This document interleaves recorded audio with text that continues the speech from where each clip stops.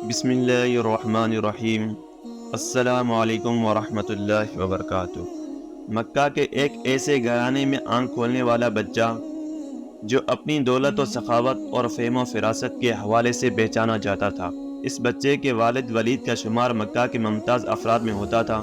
وہ مکہ سے طائف تک پھیلے ہوئے بے شمار باغات کے مالک تھے۔ اہل مکہ انہیں العدل اور الوحید کے القابات سے پکارتے تھے۔ وہ عرب کا پہلا شخص تھا جس نے چوری کی سزا میں ہاتھ کاٹنے کی تجویز پیش کی، جو بعد ازاں اسلامی نظام میں بھی شامل ہوئی۔ فوجی مہارت میں بھی ولید کا جواب نہ تھا۔ یوں اس بچے کو دولت اور مذکورہ خوبیوں کا سرمایہ ورثے میں ملا۔ بچے نے بڑے شاہانہ انداز میں پرورش پائی، اس کے باوجود اسے مردانہ کھیلوں اور فنون حرب و ضرب سیکھنے کا جنون تھا۔ اس نے گھڑ سواری، شمشیر زنی اور تیر اندازی بچپن میں ہی سیکھ لی تھی۔ کشتی اور نیزہ بازی میں بھی اس کا کوئی ثانی نہ تھا۔ لوگ اسے میدان کا جادوگر کہتے تھے۔ ان خدا داد صلاحیتوں کے مالک کا نام خالد بن ولید رضی اللہ عنہ تھا۔ میدان کھیل کا ہو یا جنگ کا، آپ رضی اللہ عنہ اپنی ذہانت اور مہارت سے پانسا اپنے حق میں پلٹنے کے ماہر تھے۔ حضرت خالد بن ولید رضی اللہ عنہ نے کشتی میں مکہ کے بڑے نامور پہلوانوں کو بچھاڑا۔ ایک بار مکہ میں کشتی کے مقابلے ہو رہے تھے۔ حضرت عمر فاروق رضی اللہ عنہ، جن کا شمار شہر کے نامور کشتی لڑنے والوں میں ہوتا تھا، آپ رضی اللہ عنہ کے مقابلے میں تھے۔ دونوں ایک دوسرے کو بچھاڑنے کی بھرپور کوشش کر رہے تھے۔ مقابلہ کافی دیر جاری تھا اور فیصلہ نہیں ہو رہا تھا۔ اچانک حضرت خالد بن ولید رضی اللہ عنہ کا داؤ چل گیا۔ انہوں نے اپنے ماموں زاد حضرت عمر فاروق رضی اللہ عنہ اٹھا کر پٹخا، جس سے حضرت عمر فاروق رضی اللہ عنہ کی پنڈلی کی ہڈی ٹوٹ گئی اور میدان حضرت خالد بن ولید رضی اللہ عنہ کے ہاتھوں رہا۔ قبول اسلام سے پہلے حضرت خالد بن ولید رضی اللہ عنہ اسلام کے سخت مخالف تھے۔ آپ رضی اللہ عنہ اسلام اور مسلمانوں کو نقصان پہنچانے کی ہر ممکن کوشش کرتے تھے اور میدان جنگ میں مسلمانوں کے خلاف پیش رہتے تھے۔ جنگ احد میں فتح یا مسلمانوں کو شدید نقصان پہنچانے والے خالد بن ولید رضی اللہ عنہ ہی تھے۔ ذہانت، حاضر دماغی حالات کا تجزیہ کرنے اور جنگی حکمت عملی میں آپ رضی اللہ عنہ کو کمال حاصل تھا۔ اسی ذہانت، معاملہ فہمی اور جنگی سوجھ بوجھ نے حضرت خالد بن ولید رضی اللہ عنہ کو کچھ عرصے سے عجیب ذہنی کشمکش میں مبتلا کر رکھا تھا۔ یہ 628 عیسوی کا موسم بہار تھا۔ پودوں پر کلیاں پھول بن کر کھل رہی تھیں، بازاروں میں رونق بڑھ رہی تھی۔ حج کا زمانہ قریب آ رہا تھا، اس لیے عارضی دکانوں اور ٹھیلوں نے شہر میں چہل پہل بڑھا دی تھی۔ لیکن عجیب بات تھی کہ اس بار بنی مخزوم کا شہزادہ خالد بن ولید کچھ اداس اور کھویا تھا۔ وہ شہر میں منعقد ہونے والے جسمانی اور جنگی کھیل تماشوں کے مقابلوں سے بالکل لا تعلق تھا، جن میں وہ ہمیشہ بڑھ چڑھ کر حصہ لیتا تھا۔ اس کی سوچ کا محور اسلام کی ہر روز بڑھتی ہوئی طاقت تھی۔ حضرت خالد بن ولید رضی اللہ عنہ سوچ رہے تھے کہ اب تک اسلام کے مخالفین نے مسلمانوں کے میدان جنگ میں 28 بار للکارا ہے، لیکن اپنی تمام تر عددی برتری اور بہتر جنگی ساز و سامان کے باوجود ذلت اٹھائی۔ کبھی آپ رضی اللہ عنہ کے ذہن میں جنگ بدر کا نقشہ پھیرنے لگتا، جب معمولی ہتھیاروں سے لیس 313 مسلمانوں نے ابو جہل کے لشکر کو شکست فاش سے ہمکنار کیا تھا۔ کبھی جنگ احد میں مسلمانوں کی ثابت قدمی اور جانثاری آپ رضی اللہ عنہ کی آنکھوں میں پھرنے لگتی، تو کبھی حضرت خالد بن ولید رضی اللہ عنہ چشم تصور سے مکہ کے ناقابل شکست پہلوان اذکار کو رسول اللہ صلی اللہ علیہ وسلم کے ہاتھوں خاک چاٹتے ہوئے دیکھتے۔ آپ رضی اللہ عنہ کا ذہن اور تجربہ بے سر و سامان مسلمانوں کی ان عظیم فتوحات کو سمجھنے سے قاصر تھا۔ کبھی کبھی آپ سوچتے تھے کہ کیا مسلمانوں کے ساتھ کوئی غیبی طاقت ہے؟ کیا محمد صلی اللہ علیہ وسلم واقعی اللہ کے رسول ہیں؟ اسی کشمکش میں کئی ماہ گزر گئے۔ صلح حدیبیہ کو 1 برس بیت چکا تھا۔ معاہدہ کے مطابق رسول اللہ صلی اللہ علیہ وسلم اپنے جانثاروں کے ساتھ عمرہ کے لیے مکہ میں داخل ہوئے۔ حضرت خالد بن ولید رضی اللہ عنہ الجھے ذہن کے ساتھ مکہ سے نکل گئے تاکہ وہ شہر میں مسلمانوں کے داخلے کا منظر نہ دیکھ سکیں۔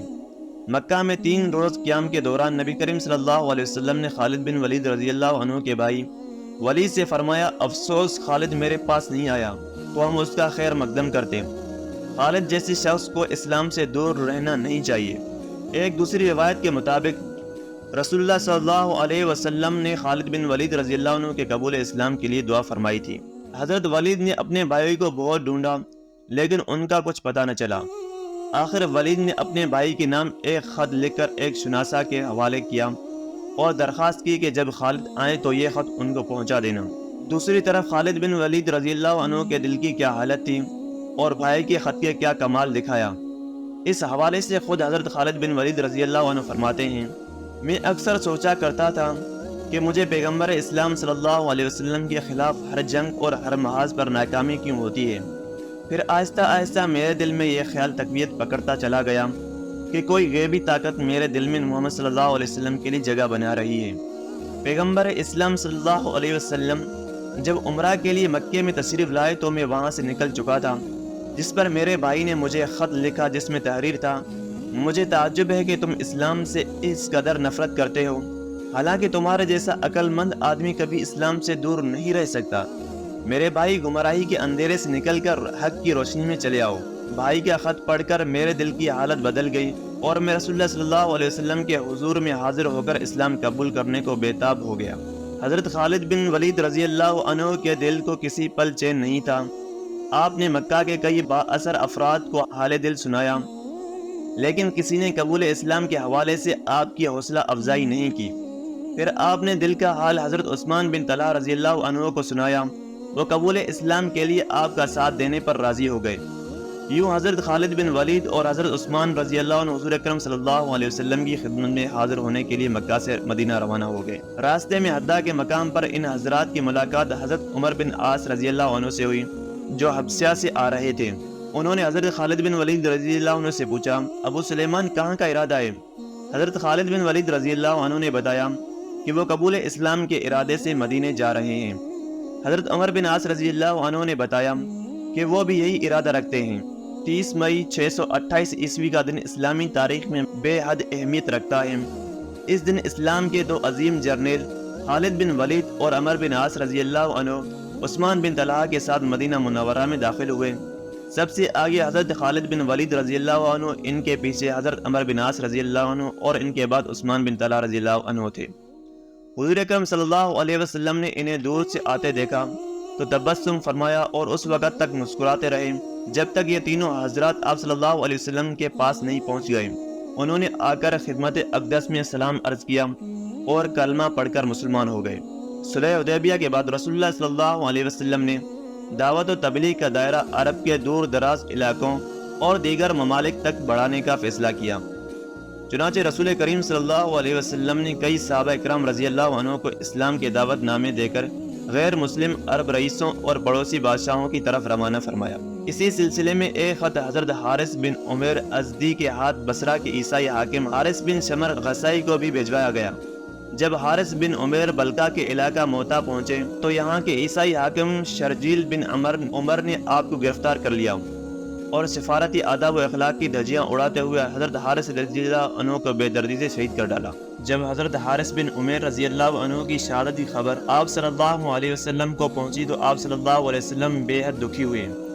آپ صلی اللہ علیہ وسلم نے حضرت زید بن حارث رضی اللہ عنہ کو 3000 مجاہدین کے ساتھ حضرت حارث رضی اللہ عنہ کے خون کا حساب لینے کے لیے موتا کی طرف روانہ فرمایا۔ یہ 8 ہجری کا واقعہ ہے۔ لشکر روانہ ہوتے وقت آپ صلی اللہ علیہ وسلم نے ہدایت فرمائی کہ اگر دشمن سے لڑتے ہوئے زید رضی اللہ عنہ شہید ہو جائیں تو لشکر اسلام حضرت جعفر بن ابی طالب کی زیر قیادت لڑے، اور اگر حضرت جعفر رضی اللہ عنہ بھی اللہ کی راہ میں جہاد کرتے ہوئے جامع شہادت نوش کر لیں تو اسلامی فوج کی قیادت حضرت عبداللہ بن رواحہ سنبھال لیں۔ اگر وہ بھی خالق حقیقی سے جا ملیں تو مسلمان جسے چاہیں سالار لشکر چن لیں۔ شرجیل بن عمر غسانی جب اسلامی فوج روانہ ہونے کی اطلاع ملی تو اس نے زور و شور سے جنگی تیاریاں شروع کر دیں، ساتھ ہی روم کے بادشاہ سے مدد طلب کی جو اتفاق سے ایک بڑے لشکر کے ساتھ اسی علاقے میں موجود تھا۔ شہنشاہ روم نے 1 لاکھ فوج شرجیل کی مدد کو بھیج دی۔ اسلامی لشکر جب موتا کے قریب پہنچا تو اسے دشمن کی اتنی بڑی تعداد اور وسیع پیمانے پر جنگی تیاریوں کے پتہ چلا۔ صورتحال کی سنگینی کو دیکھتے ہوئے بعض اصحاب نے مشورہ دیا کہ نبی کریم صلی اللہ علیہ وسلم کو حالات سے آگاہ کر دیں، مدینہ امداد کی درخواست کی جائے۔ اس موقع پر حضرت عبداللہ بن رواحہ رضی اللہ عنہ نے مسلمانوں کو مخاطب کر کے کہا، اے لوگو، ہمیں دشمن کی تعداد کی کیا پرواہ، ہماری تو دلی خواہش ہے اللہ کے دین کی خاطر اپنی جانیں قربان کر دیں اور شہادت کا درجہ پائیں۔ ہمارا بھروسہ تو صرف اللہ پر ہے، اٹھو اللہ کا نام دو اور 2 کامیابیوں، فتح یا شہادت میں سے ایک حاصل کر لو۔ حضرت عبداللہ بن رواحہ رضی اللہ عنہ کی تقریر سن کر مجاہدین دشمن پر ٹوٹ پڑے۔ آسمان حیران تھا اور دنیا کی عسکری تاریخ پریشان تھی۔ ایک طرف 3000 مسلمان اور دوسری طرف بہترین جنگی ساز و سامان سے لیس 1.25 لاکھ سے اوپر رومی اور عیسائی فوجیوں کا جمع غفیر تھا۔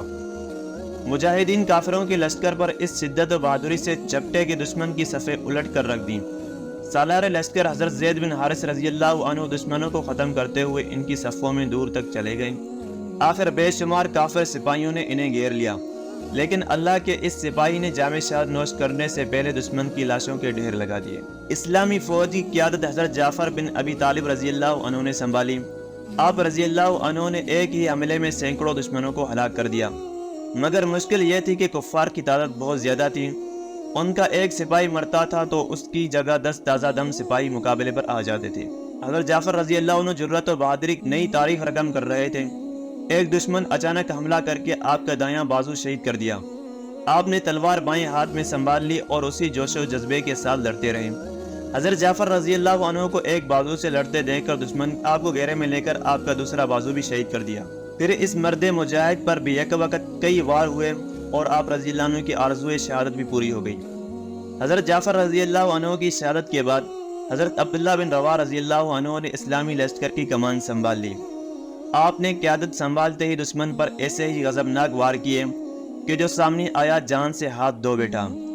دشمن آپ کا غیظ و غضب دیکھ کر دور سے تیر و نیزہ اور برچھوں سے وار کرنے لگا۔ اسی دوران ایک کافر کی پھینکی ہوئی برچھی آپ رضی اللہ عنہ کے سینے میں لگی اور یوں اسلامی لشکر کا تیسرا سپاہ سالار بھی رتبہ شہادت پر فائز ہوا۔ اب اللہ کے سپاہیوں نے بنی مخزوم کے نامی گرامی بہادر اور فنون حرب و ضرب کے ماہرین حضرت خالد بن ولید رضی اللہ عنہ کو امیر لشکر چن لیا۔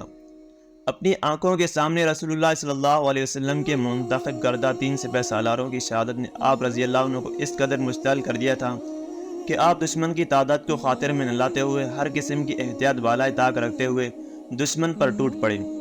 دشمن جائے پناہ ڈھونڈنے لگا، جو سامنے آیا جان سے گیا۔ آپ رضی اللہ عنہ کے غیظ و غضب، زور بازو اور حملے کی شدت کا اندازہ اس بات سے لگایا جا سکتا ہے کہ آپ نے اس زور سے لڑتے لڑتے دشمنوں پر تلواریں توڑ دیں۔ 10ویں تلوار نے اس زور لڑائی کے اختتام تک آپ کا ساتھ نبھایا۔ اگلے روز حضرت خالد بن ولید رضی اللہ عنہ نے ایک حیرت انگیز جنگی چال چلی۔ ایک روز قبل جو مجاہدین اگلی صفوں میں لڑ رہے تھے انہیں پیچھے لے گئے۔ دونوں بازوؤں پر لڑنے والے سپاہیوں کو بھی باہم بدل دیا۔ اس سے ایک فائدہ تو یہ ہوا کہ سامنے کے تازہ دم مجاہدین نے دشمن پر بڑا ہی زوردار حملہ کیا۔ دوسرا، نئے چہرے اور ان کا جوش و ولولہ دیکھ کر دشمن سمجھا مسلمانوں کو تازہ دم فوجی دستوں کی کمک پہنچ گئی ہے۔ یہ سوچ کر رومیوں اور عیسائیوں کے چھکے چھوٹ گئے۔ قتیبہ بن قتادہ داد شہادت دیتے ہوئے دشمن کے قلب میں جا گھسے اور دیکھتے ہی دیکھتے دشمن فوج کے سپہ سالار کو مار گرایا، جس سے دشمن کا رہا حوصلہ بھی جاتا رہا اور وہ گھبرا کر پسپا ہو گئے۔ ادھر موتا کے مقام پر تاریخ کی حیرت انگیز جنگ جاری تھی، ادھر مدینہ منورہ میں رسول اللہ صلی اللہ علیہ وسلم چند اصحاب رضی اللہ عنہ کے ساتھ مسجد نبی میں تشریف فرما تھے۔ اللہ نے میدان جنگ کا نقشہ آپ صلی اللہ علیہ وسلم کی آنکھوں کے سامنے کر دیا تھا، جسے دیکھ کر آپ صلی اللہ علیہ وسلم کی آنکھوں سے آنسو رواں تھے اور آپ رضی اللہ عنہ میدان جنگ کا آنکھوں دیکھا حال بیان فرما رہے تھے۔ اب جھنڈا زید رضی اللہ عنہ نے سنبھال لیا، وہ شہید ہوئے۔ اب جھنڈا جعفر رضی اللہ عنہ نے اٹھایا، وہ بھی اللہ کو پیارے ہو گئے۔ اب جھنڈا عبداللہ بن رواحہ رضی اللہ عنہ نے تھاما اور انہوں نے بھی جان راہ اللہ میں قربان کر دی۔ آپ صلی اللہ علیہ وسلم ایک لمحہ رکے اور پھر فرمایا، اب جھنڈا اٹھایا اللہ کی تلواروں میں سے ایک تلوار نے اور اس کو فتح حاصل ہوئی ہے۔ اس کے بعد آپ صلی اللہ علیہ وسلم نے اپنے ہاتھ دعا کے لیے اٹھا دیے اور اللہ کے حضور یوں دعا کی، اے اللہ، خالد تیری تلوار ہے، اسے ہمیشہ فاتح رکھنا۔ یہی وہ مارکہ حق و باطل کا تھا جس میں حضرت خالد رضی اللہ عنہ نے اپنے بے مثال شجاعت، حیران کن جنگی حکمت عملی اور قیامت خیز تلوار بازی کے باعث رسول اللہ صلی اللہ علیہ وسلم سے سیف اللہ کا لقب پایا۔ مکہ کے گرد و نواح میں بہت سے بت گدے تھے، جن میں سے سب سے بڑا بت عزا کا تھا۔ عزا کو مشرکین طاقت اور خوشحالی کی دیوتا مانتے تھے۔ مشرکین پتھر کی اس لاچار دیواری کے حضور طاقت کے حصول اور مالی آسودگی حاصل کرنے کے لیے چڑھاوے چڑھاتے تھے اور گڑ گڑاتے تھے۔ عزا کا بت وادی نخلا کے ایک معبد پر رکھا تھا، جو مکہ سے 10 میل دور بستان عامر کے باغ میں واقع تھا۔ اس معبد کا انتظام بنو شیبان کے سپرد تھا۔ رسول اللہ صلی اللہ علیہ وسلم نے عزا کا بت توڑنے کے لیے حضرت خالد بن ولید رضی اللہ عنہ کو مقرر فرمایا۔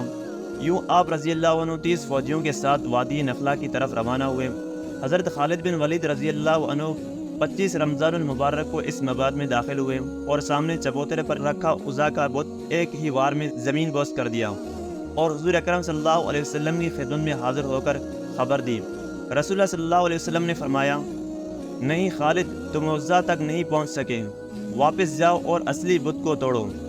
دراصل مشرکین نے طاقت کی دیوی کی حفاظت کے لیے 2 بت بنا رکھے تھے، ایک اصلی اور دوسرا نکلی۔ حضرت خالد بن ولید رضی اللہ عنہ رسول اللہ صلی اللہ علیہ وسلم کا حکم پا کر فوراً واپس پلٹ آئے۔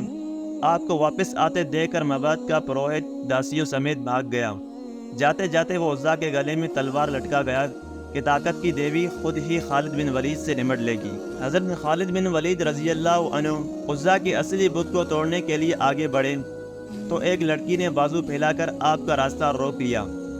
آپ نے پہلے وار میں اس کے سر کو تن سے جدا کر دیا اور دوسرے وار سے خوشحالی اور طاقت کی دیوی پاش پاش کر دی۔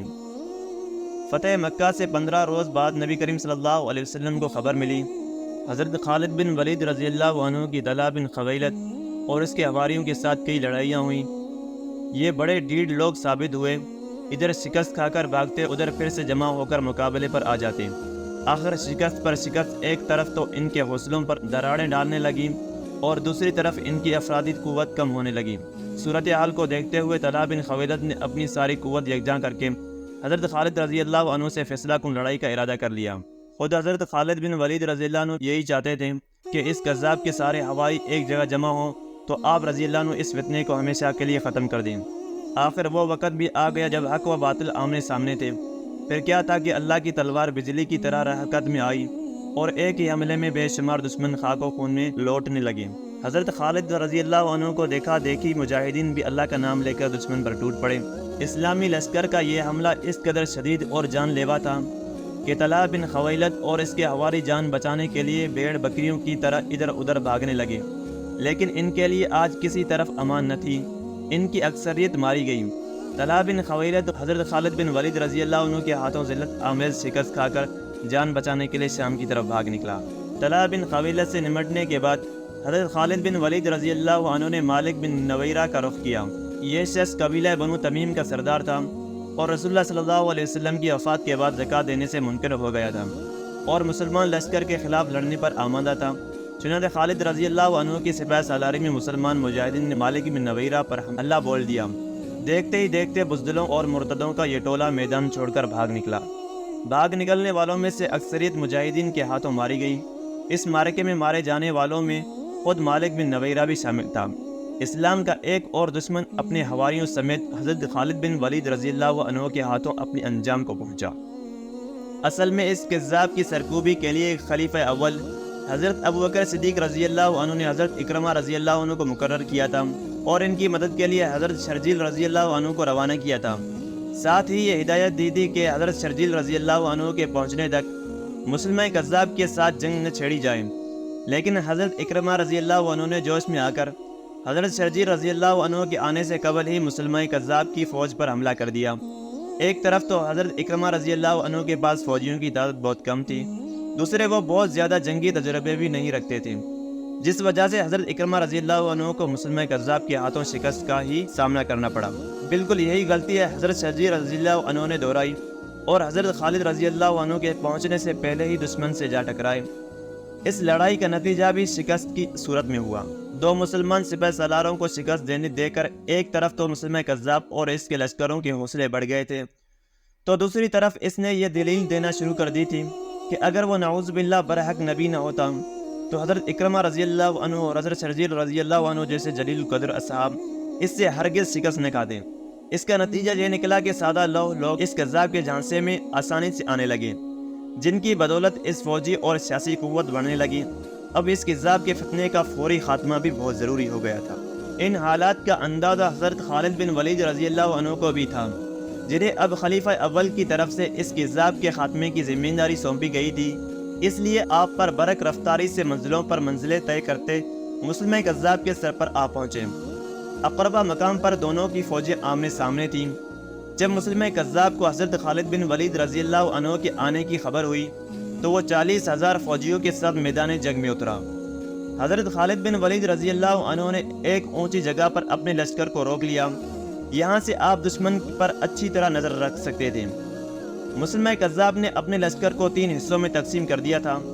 دائیں حصے کی سپہ سالار نہار الرجال کے سپرد کی، بائیں حصے کا سردار حکم بن طفیل کو مقرر کیا، جبکہ کلب کی قیادت خود سنبھال لی اور جنگ کے لیے تیار ہو گیا۔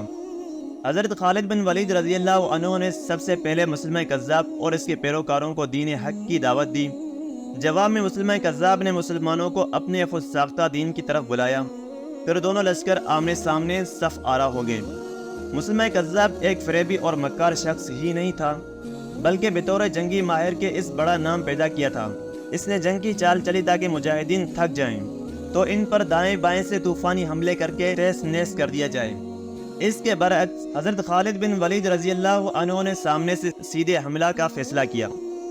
تاہم آپ رضی اللہ عنہ نے بھی اپنے لشکر کو 3 حصوں میں تقسیم کیا۔ ایک طرف ابو حذیفہ رضی اللہ عنہ تھے تو دوسرے بازو کی کمان زید بن خطاب سنبھالے ہوئے تھے، جبکہ قلب کی قیادت حضرت خالد بن ولید رضی اللہ عنہ نے خود اپنے ہاتھ میں رکھی۔ یہ 632 عیسوی کی بات ہے، دسمبر آدھے سے زیادہ گزر چکا تھا۔ ایک صبح مسلمہ کذاب اور لشکر اسلام کے درمیان ایسی خونریزی جنگ کا آغاز ہوا جس کی مثال اس سے پہلے کی اسلامی تاریخ میں نہیں ملتی۔ کذابی لشکر کی طرف سے دائیں طرف سے سپہ سالار نہار الرجال نے مسلمانوں کو مقابلے کے لیے للکارا۔ مقابلہ پر زید بن خطاب رضی اللہ عنہ آئے، دونوں کے درمیان مردانہ مقابلہ ہوا، لیکن آخر نہار الرجال زید بن خطاب رضی اللہ عنہ کے ہاتھوں مارا گیا، پھر گمسان کا رن پڑ گیا۔ یوں لگتا تھا جیسے فریقین فتح و شکست کے لیے نہیں بلکہ زندگی اور موت کے لیے برے سرے بیکار ہیں۔ حضرت خالد رضی اللہ عنہ کی قیادت میں مجاہدین بڑھ چڑھ کر مرتدین پر حملہ آور ہو رہے تھے اور چاہتے تھے کہ کذابی لشکر کو ہمیشہ کے لیے ختم کر دیں۔ دوسری طرف مسلمہ کذاب اپنے لشکر کو گھما پھرا کر دفاعی انداز میں لڑا رہا تھا اور چاہتا تھا کہ مسلمان تھک جائیں تو انہیں گھیرے میں لے کے پیس ڈالیں۔ کذاب کی طرف سے دفاعی جنگ کے باوجود جنگ میں بے پناہ شدت پائی جاتی تھی، زمین خون سے سرخ ہو رہی تھی، زمین پر جا بجا لاشیں بکھرے پڑی تھیں یا زخمی بڑے آہو پکار میں مصروف تھے، اس لیے ان پر آہستہ آہستہ تھکن غالب آنے لگی۔ مسلمہ کذاب اسی لمحے کے انتظار میں تھا۔ اس نے تازہ دم دستے جنگ میں بھیج دیے جو یکا یک دفاعی جنگ چھوڑ کر مجاہدین پر جارحانہ حملہ کرنے لگے۔ کذابی لشکر کے تازہ دم دستوں نے تھکے ہوئے مجاہدین پر بے پناہ دباؤ بڑھا دیا۔ لشکر اسلام حملوں کی شدت سے پسپا ہونے لگا تھا۔ مسلمانوں کی پسپائی کی وجہ صرف یہ نہیں تھی کہ وہ تعداد میں کم تھے اور لڑتے لڑتے تھک چکے تھے۔ تاریخ گواہ ہے کہ مسلمانوں نے ایسی بے شمار جنگیں لڑی تھیں جن میں دشمن کی تعداد ان سے کئی گنا زیادہ تھی، لیکن مجاہدین نے اللہ کے فضل سے انہیں شکست فاش دی۔ اس بار پسپائی کی ایک بڑی وجہ لشکر اسلام میں اختلاف پیدا ہونا تھا۔ اس موقع پر مہاجرین و انصار اس بحث میں پڑ گئے کہ ان میں سے زیادہ بہادر کون ہیں۔ یہ وہ نازک وقت تھا کہ اسلامی لشکر دشمن کی طاقت سے زیادہ اپنی نا اتفاقی کے باعث تباہی کے دہانے پر پہنچ چکا تھا۔ دشمن کا دباؤ مسلسل بڑھ رہا تھا اور اسلامی لشکر میں شکست کے آثار پیدا ہونا شروع ہو گئے تھے۔ حضرت ثابت بن قیس، حضرت زید بن خطاب، حضرت حذیفہ رضی اللہ عنہم جیسے بہادر اور نامور جنگجو جرأت و بہادری کی نئی تاریخ رقم کر کے جامع شہادت نوش کر چکے تھے۔ اس لمحے وہ شخص آ گئے جس کے بارے میں عرب کہا کرتے تھے کہ وہ جنگ کا پانسا پلٹنے اور ہاری ہوئی جنگ جیتنے میں بے مثال ہیں۔ حضرت خالد بن ولید رضی اللہ عنہ نے اس نازک صورتحال میں اپنے حواس کو مجتمع کیا، پھر مہاجرین و انصار کی بہادری کا قضیہ جھگڑا یوں نمٹایا کہ مہاجرین کا لشکر الگ بنا دیا اور انصار کا لشکر الگ بنا دیا، بلکہ تیسرا لشکر بدوؤں کا تشکیل دیا اور فرمایا کہ اب ثابت کرو کہ تم میں سے اللہ کے زیادہ قریب کون ہے۔ اس سپاہی نے اسلامی لشکر کی کمزوری کو دیکھتے ہی دیکھتے دشمن کے لیے کیسی خوفناک اور تباہ کن طاقت میں بدل دیا تھا۔ پھر آپ رضی اللہ عنہ مسلمانوں سے یوں مخاطب ہوئے، اللہ کے مجاہدوں، ہم نے میدان جنگ میں باہمی اتحاد کو نظر انداز کیا ہے۔ کوئی نہیں بتا سکتا کہ تم میں سے کون بہادری سے لڑا اور کون پہلے بھاگا، مہاجر، انصار یا بدو۔ اب میں نے تینوں کو الگ الگ کر دیا ہے۔ بہادر اور بددلی کا فیصلہ تانا زنی سے نہیں میدان جنگ میں ہوگا۔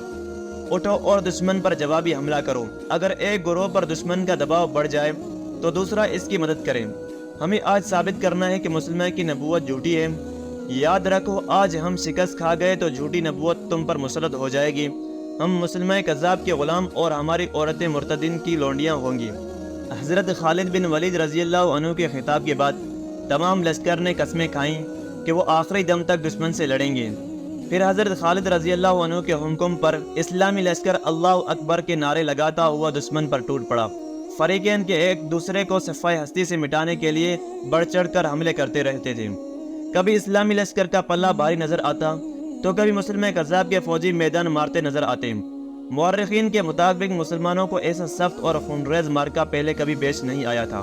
میدان لہو رنگ ہو گیا تھا اور ہر طرف لاشیں بکھری پڑی تھیں۔ حضرت خالد بن ولید رضی اللہ عنہ کے ذہن نے صورتحال کا تجزیہ کیا تو ایک ہی بات سمجھ میں آئی کہ جب تک مسلمہ کذاب نہیں مارا جاتا دشمن کو ہرانا محال ہے۔ اس فیصلے پر پہنچ کر حضرت خالد رضی اللہ عنہ نے نظر میدان جنگ پر ڈالی اور پھر اللہ کا نام لے کر تنہ تنہا دشمن پر ٹوٹ پڑے۔ جو سامنے آیا مارا گیا۔ مرتدین کے کئی نامی گرامی جنگجو حضرت خالد رضی اللہ عنہ کی تلوار کا نشانہ بنے۔ آپ رضی اللہ عنہ دشمن کو مارتے کاٹتے مرتدین کے قلب تک جا پہنچے اور مسلمہ کذاب کو مقابلے کی دعوت دی۔